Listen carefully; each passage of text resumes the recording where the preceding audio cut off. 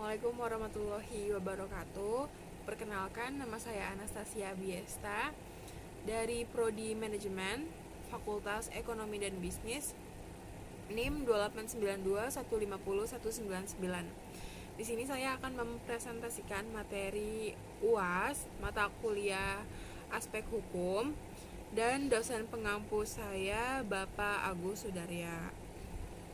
Di sini saya akan mempresentasikan materi UAS tentang hak atas kekayaan intelektual.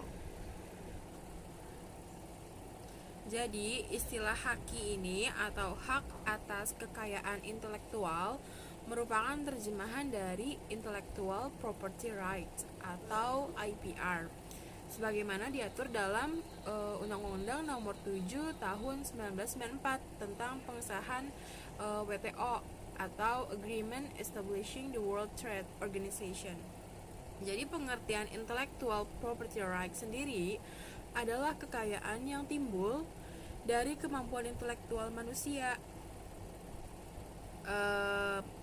Dari kemampuan intelektual manusia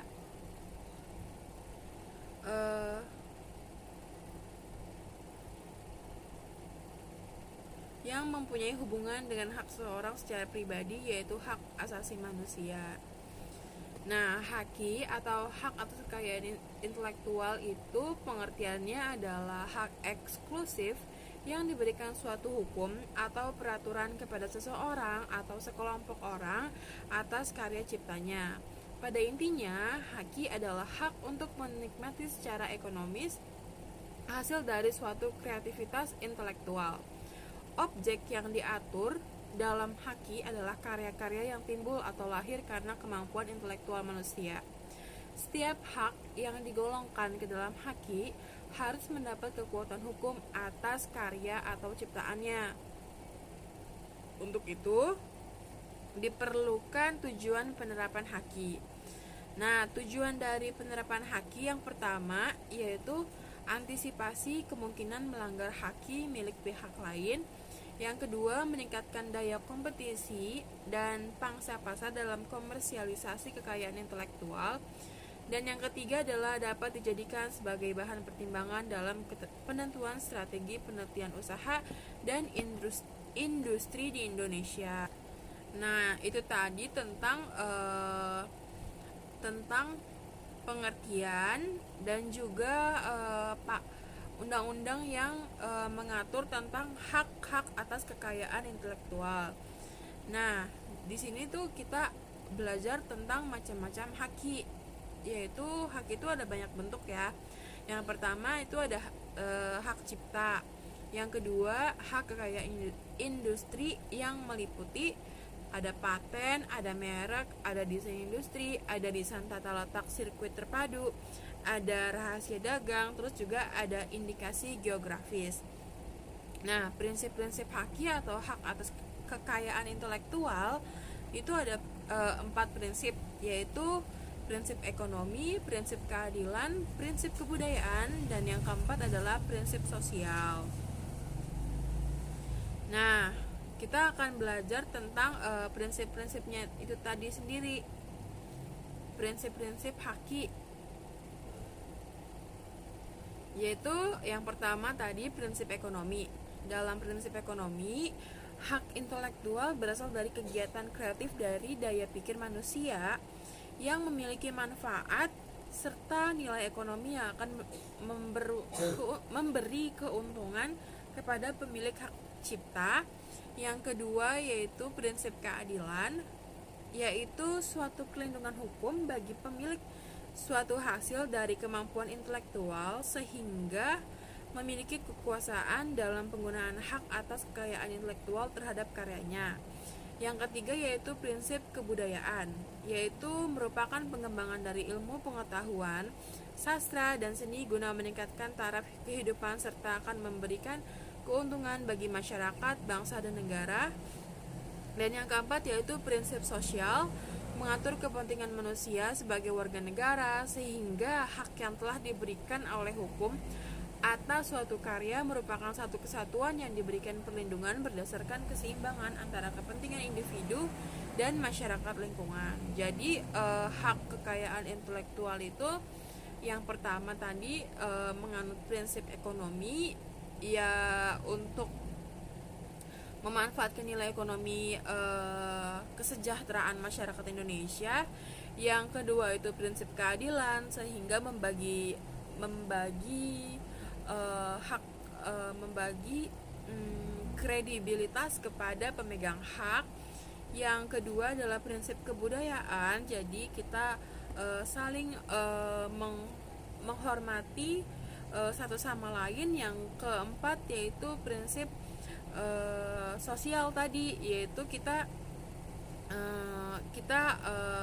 sebagai makhluk sosial kita juga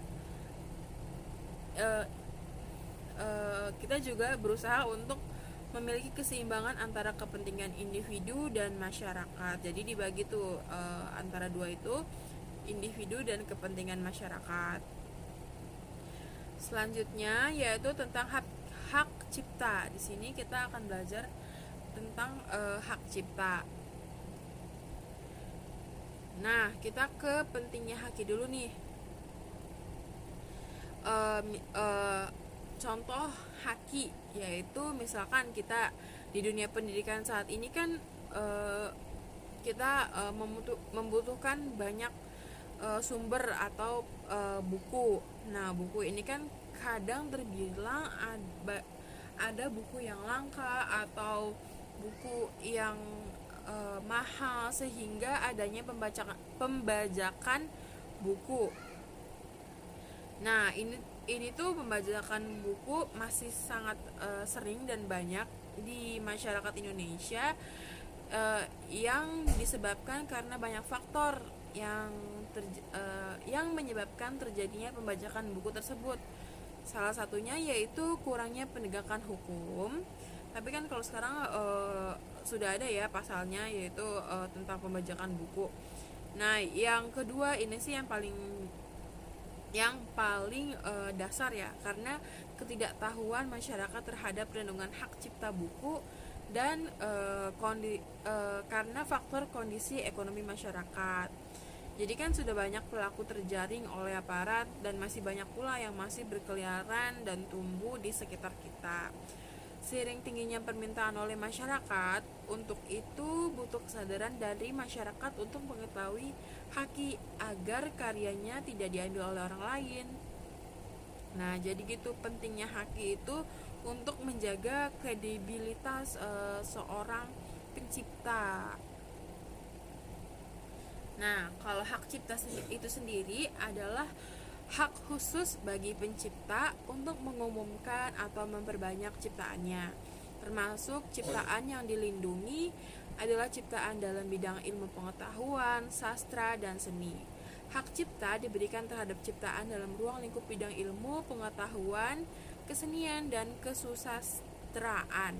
Hak cipta hanya diberikan secara eksklusif kepada pencipta, yaitu seorang atau beberapa orang secara bersama-sama, yang atas inspirasinya lahir suatu ciptaan berdasarkan pikiran, imajinasi, kecekatan, keterampilan, atau keahlian yang dituangkan dalam bentuk yang khas dan bersifat pribadi.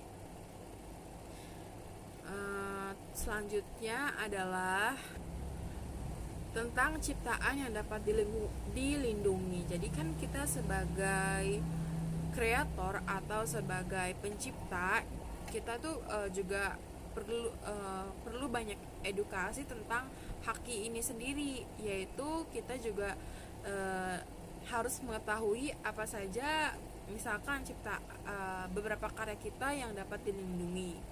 Yang pertama yaitu contohnya buku, terus program komputer, pamflet, perwajahan atau layout, terus juga karya tulis yang diterbitkan dan semua hasil karya tulis lain. Jadi buku, puisi,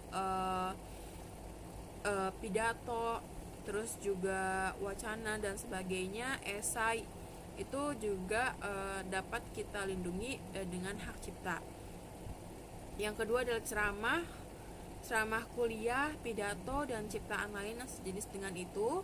Yang ketiga, alat peraga yang dibuat untuk kepentingan pendidikan dan ilmu pengetahuan. Yang keempat, lagu atau musik dengan atau tanpa teks. Yang kelima, drama atau drama musikal, tari koreografi, pewayangan, dan pantomim.